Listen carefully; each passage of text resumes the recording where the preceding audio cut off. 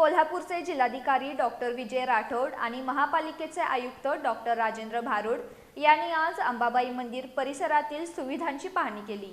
यावेळी त्यांनी संबंधित अधिकाऱ्यांना विविध सूचना केल्या। या परिसरातील सर्व अतिक्रमण हटवण्याबरोबरच परिसर स्वच्छतेबाबतचं मार्गदर्शन त्यांनी केलं।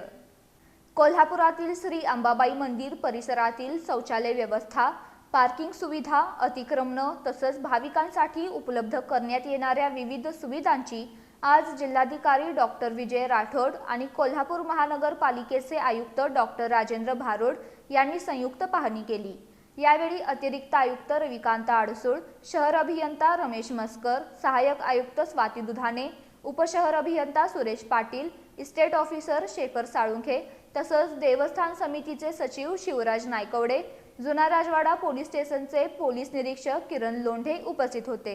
या पाहणी दरम्यान राजाराम हायस्कूल जवळील पार्किंग जागेची पाहणी करून ही पार्किंग सुविधा कायमस्वरूपी खुली ठेवण्याच्या सूचना संबंधित अधिकाऱ्यांना देण्यात आल्या।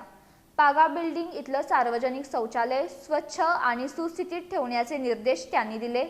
विद्यापीठ हायस्कूल समोरील परिसरात नवीन सार्वजनिक शौचालय उभारण्याबाबतचा प्रस्ताव सादर करण्याच्या सूचना यावेळी देण्यात आल्या।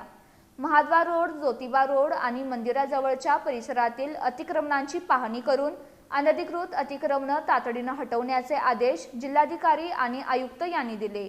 मंदिर परिसरातील वाहतूक सुरळीत राहावी आणि भाविकांना ये-जा करताना कोणताही अडथळा निर्माण होऊ नये यासाठी मंदिराजवळ असलेल्या फुल विक्रेत्यांचे स्टॉल हटवण्याच्या सूचनाही यावेळी देण्यात आल्या।